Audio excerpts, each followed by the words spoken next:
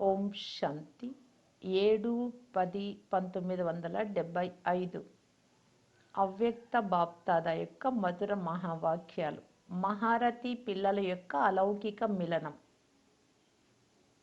కర్మ బంధనాల నుండి ముక్తి చేయించేవారు, విశ్వ సేవలో తత్పరులైన నిరాకార్ జనన మరణ రహిత అమరనాథుడైన శివబాబా మహారథి పిల్లల సన్ముఖంలో మాట్లాడుతూ ఉన్నారు. మహారథి మరియు మిగతా పిల్లలందరూ అమృత వేళ ఏదైతే ఆత్మిక సంభాషణ చేస్తారో, మహారథిగా ఆత్మిక సంభాషణ మరియు మిలన సంభాషణ, ఇతర ఆత్మల యొక్క మిలనం మరియు ఆత్మిక సంభాషణలో ఏం తేడా ఉంటుంది? ఆత్మ పరమాత్మలో లీనమైపోతుంది అనే మహిమ ఉంది. ఈ మాట ఏ రకంగా పొరపాటు? ఎందుకంటే ఒక మాటను మధ్యలో నుండి తీసేశారు. కేవలం లీనము అని అనకూడదు, లవ్ లీన్ అని అనాలి, ప్రేమలో లీనము అని అనాలి. ఒకటి లీనమవ్వడం, రెండు ప్రేమలో లీనమవ్వడం. ఎవరైనా కానీ అతి స్నేహంతో కలుసుకునేటప్పుడు ఆ సమయంలో ఆ స్నేహ మిలనంలో ఏ మాటలు వస్తాయి? ఒకరిలో ఒకరు లీనమైపోయినట్లు లేదా ఇద్దరు కలిసి ఒకటైనట్లు అనిపిస్తుంది. అదేవిధంగా స్నేహం యొక్క మాటలను వారు ఈ రూపంలో తీసుకున్నారు. ఒకరిలో ఒకరు లీనమైపోయి ఒకటి అయిపోయారు అని ఏదైతే మహిమ ఉందో అది మహారథీల మిలనానికి సంబంధించినటువంటిది. మంచి ఆత్మలు బాబాతో కలయిక జరిగినప్పుడు, పరంధామానికి వెళ్ళినప్పుడు లేదా అమృతవేళ సందర్భంలో బాబాలో లీనమైపోయిన విధంగా ఉంటారు, అనగా బాబా స్వరూపంగా అయిపోయారు. ఇలాంటి శక్తిశాలి అనుభవం మహారథీలకు ఎక్కువగా అవుతూ ఉంటుంది. ఇక మిగతా వారు దీని గురించి ఆకర్షింపబడుతూ ఉంటారు. స్నేహాన్ని, శక్తిని తీసుకోవడానికి బాబా నుండి ప్రయత్నిస్తారు. కానీ యుద్ధం చేస్తూ చేస్తూ కొద్దిసేపు బాబా స్మృతి ఉంటుంది, కొద్దిసేపు వెళ్ళిపోతుంది, కొద్దిసేపు నిద్రొస్తుంది. ఇలాగా యుద్ధం అంటే సమయాన్ని సమాప్తం చేసుకుంటారు. కానీ మహారథీలు కూర్చోగానే లీనమైపోతారు. వారి ప్రేమ ఎంత శక్తివంతమైనది అంటే బాబాను స్వయంలో లీనం చేసేసుకుంటారు. తండ్రి మరియు పిల్లలు సమాన స్వరూపం యొక్క స్థితిలో ఉంటారు. తండ్రి ఎలాగైతే నిరాకారుడో పిల్లలు కూడా ఆ విధంగానే ఉంటారు. తండ్రి యొక్క గుణాలు ఏవైతే ఉన్నాయో మహారథి పిల్లల యొక్క గుణాలు కూడా తండ్రి సమానంగా ఉంటాయి. అంటే మాస్టర్ అయిపోయారు కదా.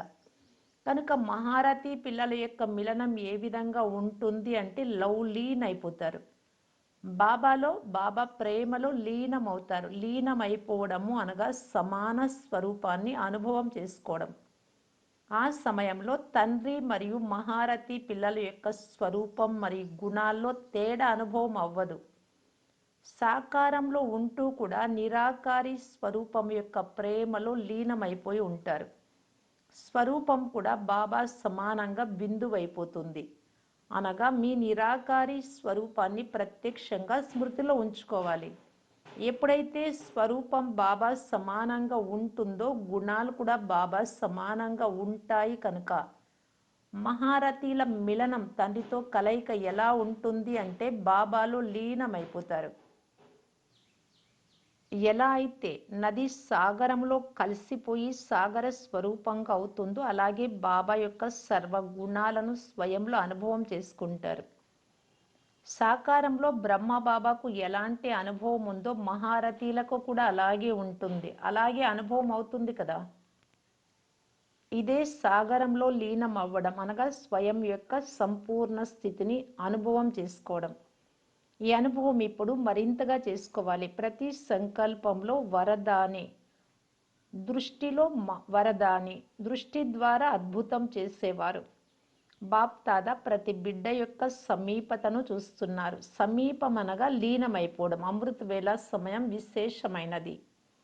ఇలాంటి శక్తిశాలి అనుభవం చేసుకునేటందుకు ఈ అనుభవం యొక్క ప్రభావం రోజంతా ఉంటుంది. అతి ప్రియమైన వస్తువు మనస్సులో సదా నిండి ఉంటుంది కదా. అదేవిధంగా అమృత వేళ మహారథీలు ఇలాంటి మిలనం చేసుకుంటారు. ఎవరెవరు ఎంతెంత సమీపము బాప్దాదా కూడా పరిశీలన చేస్తున్నారు. దర్శనం చేయించేటందుకు మందిరంలో పరదాలు తొలగిస్తారు కదా. అమృత వేళ కూడా అలాంటి దృశ్యమే ఉంటుంది. ప్రతి బిడ్డ అమృత వేళ బాబాను కలుసుకునేటందుకు ఫస్ట్ నంబర్లో మిలనం చేసుకునేటందుకు పరుగులు పెట్టడంలో తత్పరులై ఉంటున్నారు. బాబా చెకుముకి రాయి లాంటి వారు కనుక స్వతహాగానే ఎవరైతే స్వయం స్వచ్ఛంగా ఉంటారో వారికి సమీపంగా వస్తారు. బాహ్య రీతిలో ఎవరు ఎంత ప్రయత్నం చేసినా కానీ చెకుముకి రాయి వైపు ఆకర్షింపబడేవారు స్వచ్ఛమైన ఆత్మలే ఉంటారు. ఆ దృశ్యం చాలా మజాగా ఉంటుంది. సాక్షిగా ఈ దృశ్యం చూస్తే చాలా మజా వస్తుంది. పిల్లలకు సంకల్పం వస్తూ ఉంటుంది, బాబా వతనంలో ఏం చేస్తూ ఉంటారు అని.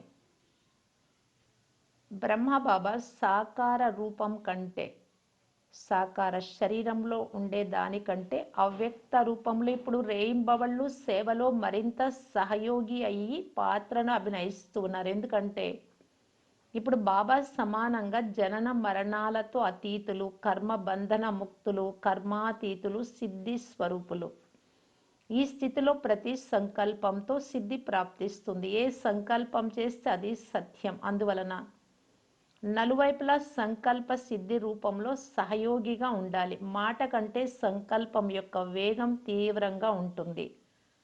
సాకారం కంటే ఆకారి వేగం, ఫరిస్తా వేగం తీవ్రంగా ఉంటుంది. సంకల్పంతో సేవా పాత్ర, అది కూడా సత్య సంకల్పం, శుద్ధ సంకల్పం. మీరు ఎక్కువగా వాచా ద్వారా సేవ చేస్తున్నారు, మనస్సు ద్వారా కూడా చేస్తున్నారు, కానీ ఎక్కువగా వాచా ద్వారా చేస్తున్నారు. కానీ బ్రహ్మ బాబా ఇప్పుడు సత్య సంకల్పం ద్వారా సేవ చేస్తున్నారు కనుక దాని యొక్క వేగం తీవ్రంగా ఉంటుంది కదా.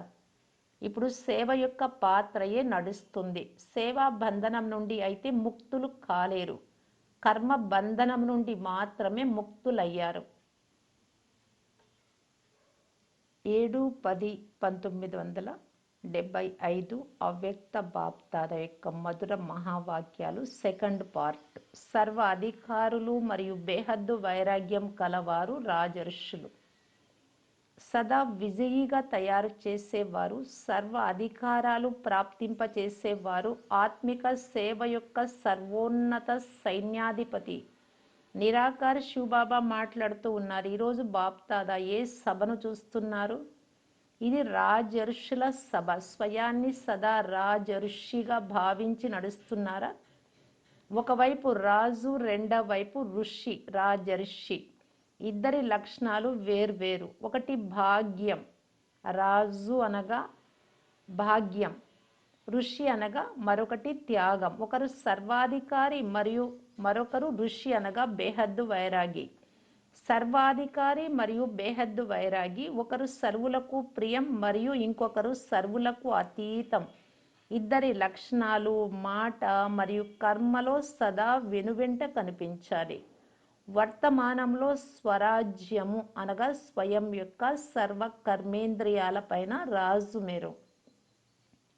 దీనిని స్వరాజ్యమని అంటారు. ఇలాంటి వారు భవిష్యత్తులో డబల్ రాజ్య అధికారులు. డబల్ రాజ్యం యొక్క నశ సదా ఉంటుందా? రాజ్యం యొక్క నశ ఎంతగా ఉంటుందో అంతగానే బేహద్దు వైరాగ్యం అనగా ఋషి రూపం సదా స్మృతిలో ఉంటుందా? రాజు రూపం లాగా ఋషి రూపం కూడా రెండింటి సమానత ఉందా? లేక ఒక స్వరూపం గుర్తు ఉంటే మరొక స్వరూపం మర్చిపోతున్నారా? ఈ పాత దేహము, దైహిక ప్రపంచం నుండి బేహద్దు వైరాగి అయిపోయారా? లేక ఇప్పటికీ పాత దేహము మరియు ప్రపంచం తన వైపుకు ఆకర్షిస్తూ ఉన్నాయా? ఇదంతా శ్మశానం వలె అనుభవం అవుతుందా? అందరూ మూర్ఛితులైన ఆత్మలుగా కనిపిస్తున్నారా? లేక కేవలం అనటం వరకే ఉన్నారా? వీరందరూ చనిపోయారు అనగా ఇది శ్మశానమని ఎప్పటి వరకు ఇలా అనుభవం అవ్వదు అప్పటి వరకు బేహద్దు వైరాగిగా అవ్వలేదు. ఈనాటి ప్రపంచంలో కూడా హద్దులోని వైరాగులు అడవుల్లోకి లేదా శ్మశానాల్లోకి వెళ్ళిపోతారు. అందువలననే శ్మశాన వైరాగ్యం అనే మహిమ కూడా ఉంది. ఎప్పటి వరకు ఈ ప్రపంచం ఒక శ్మశానంలాగా అనుభవం అవ్వదో అప్పటి వరకు సదాకాలిక బేహద్దు వైరాగ్యం యొక్క అనుభవం ఏ విధంగా అవుతుంది? నేను ఋషిగా అయ్యానా అని మిమ్మల్ని మీరు ప్రశ్నించుకోండి. ఇలాంటి నిశ్చయ బుద్ధి అయిన వారు వైరాగ్యంతో పాటు అధికారం యొక్క సంతోషంలో కూడా ఉంటారు. కనుక రాజర్షిగా తయారయ్యేటందుకు రాజ్యం యొక్క నశ ఎంతగా ఉంటుందో అంతగానే బేహద్దు వైరాగ్యం యొక్క దృశ్యాలు రెండూ కూడా వెనువెంట అనుభవం అవుతాయి. ఈ ప్రపంచంలో శ్మశానం వలె ఎంతగా అనుభవం అవుతుందో అంతగా ఫరిస్తాల ప్రపంచం మీకు ఎదురుగా కనిపిస్తుంది. త్యాగంతో పాటు భాగ్యం కూడా స్పష్టంగా ఎదురుగా కనిపిస్తుంది. సంపూర్ణ రాజర్షి స్థితి అనగా నశ మరియు గమ్యం రెండు స్పష్టంగా ఉంటాయి. గమ్యము అనగా సంపూర్ణ స్థితి. ఈ విధంగా నశలో ఉండే వారి ఎదురుగా గమ్యం ఎంత సమీపంగా ఉంటుంది అంటే స్థూల నేత్రాలతో ఎదురుగా ఉన్న స్థూల వస్తువును స్పష్టంగా చూసినంత సమీపంగా ఉంటుంది. వస్తువు ఎదురుగా కనిపిస్తున్నప్పుడు ఆ వస్తువు ఉందా లేక లేదా, ఎలా ఉంది అనే ప్రశ్నలే రావు. అదేవిధంగా సంపూర్ణ స్థితి అనే గమ్యం ఎదురుగా కనిపిస్తున్న కారణంగా నేను సంపూర్ణంగా అవుతానా లేక అవ్వనా, లేదా సంపూర్ణ స్థితి అని దేనిని అంటారు, ఇలాంటి ప్రశ్నలు సమాప్తమైపోతాయి. సంపూర్ణ స్థితి యొక్క గుర్తులన్నీ స్వయంలో స్పష్టంగా కనిపిస్తాయి. సంపూర్ణ స్థితికి గుర్తులేమిటో తెలుసా లేదా అనుభవం చేసుకుంటూ ఉన్నారా? సంపూర్ణ స్థితికి మొదట గుర్తు పాత ప్రపంచం యొక్క ఏ వ్యక్తితో లేదా వైభవంతో సంకల్ప మాత్రంగా లేదా స్వప్న మాత్రంగా కూడా తగుల్పాటు ఉండదు. ఎటువంటి ఆకర్షణ అంటే గుర్తే రారు. సదా స్వయాన్ని కలిగి ప్రపంచం నుండి అతీతంగా సంగమయుగిగా భావిస్తారు. సృష్టి మొత్తంలోని అసురీ ఆత్మలను కళ్యాణ దృష్టితో మరియు దయా దృష్టితో చూస్తారు. సదా స్వయాన్ని బాబా సమానంగా విశ్వ సేవాధారిగా అనుభవం చేసుకుంటారు. ప్రతి పరిస్థితిలో లేదా పరీక్షలో సదా స్వయాన్ని విజయిగా అనుభవం చేసుకుంటారు. విజయం నా జన్మసిద్ధ అధికారము, ఇలా అధికారి స్వరూపంగా భావించి ప్రతి కర్మ చేస్తారు. సదా త్రిమూర్తి సింహాసన అధికారిగా అనుభవం చేసుకుంటారు. త్రికాలదర్శి స్థితి యొక్క స్మృతి స్వరూపంగా అయిన కారణంగా ప్రతి కర్మ యొక్క 3 కాలాలను తెలుసుకొని ప్రతి కర్మ శ్రేష్ఠ కర్మగా చేస్తారు లేదా సుకర్మిగా అవుతారు. వికర్మల యొక్క ఖాతా సమాప్తి అయినట్లుగా అనుభవం చేసుకుంటారు. ప్రతి కార్యము ప్రతి సంకల్పము సిద్ధించవలసిందే అన్నట్లుగా సదా అనుభవం చేసుకుంటారు. పాత స్వభావ సంస్కారాల నుండి అతీతంగా అనుభవం చేసుకుంటారు. సదా సాక్షి స్థితి అనే ఆసనంపై స్వయం స్థితి అయి ఉన్నట్లుగా అనుభవం చేసుకుంటారు. ఇవే సంపూర్ణ స్థితికి గుర్తులు మరియు ఇదే మీ గమ్యం కూడా. ఇలాంటి వారిని రాజర్షి, రాజు ప్లస్ ఋషి, రాజు మరియు ఋషి అని అంటారు. ఇలాంటి రాజర్షిగా తయారయ్యారా? రాజర్షి అనే బిరుదు అయితే లభించింది కదా. బిరుదు ఏదైతే ఉందో ప్రత్యక్షంలో కూడా అదే ఉంది కదా. బ్రాహ్మణులు అనగా చెప్పటము మరియు చేయటం, ఆలోచించడం మరియు మాట్లాడడం, వినటం మరియు స్వరూపంలోకి తీసుకురావడం అన్నీ సమానంగా ఉంటాయి. మరైతే అందరూ బ్రాహ్మణులే కదా. ఒక్క సెకండ్లో స్వయాన్ని ఎక్కడ ఏ స్థితిలో స్థితం చేసుకోవాలో ఆ విధంగా స్థితం చేసుకోగలుగుతున్నారు కదా. ఈ విధంగా ఎవరు రెడీగా తయారయ్యారా? అశరీర అభ్యాసం ఎంత సహజంగా అనుభవం అవుతుంది అంటే శరీరంలోకి రావటం అతి సహజంగా మరియు స్వతహాగా ఎలా అనిపిస్తుందో అలా. ఆత్మిక సైన్యం కదా. సైన్యం అనగా ప్రతి సమయము ప్రతి ఆజ్ఞను సెకండ్ల అమలులోకి తీసుకొచ్చేవారు. అశరీరీ భవాని ఇప్పుడిప్పుడు ఆజ్ఞ లభించగానే సంసిద్ధులేనా లేక సంసిద్ధంగా అవ్వాల్సి వస్తుందా? ఒకవేళ సైన్యం సంసిద్ధంగా అవ్వడంలో సమయం పడితే విజయం లభిస్తుందా? కనుక ఈ విధంగా సదా ఎవరు రెడీగా ఉండే అభ్యాసం చేయండి. మంచిది.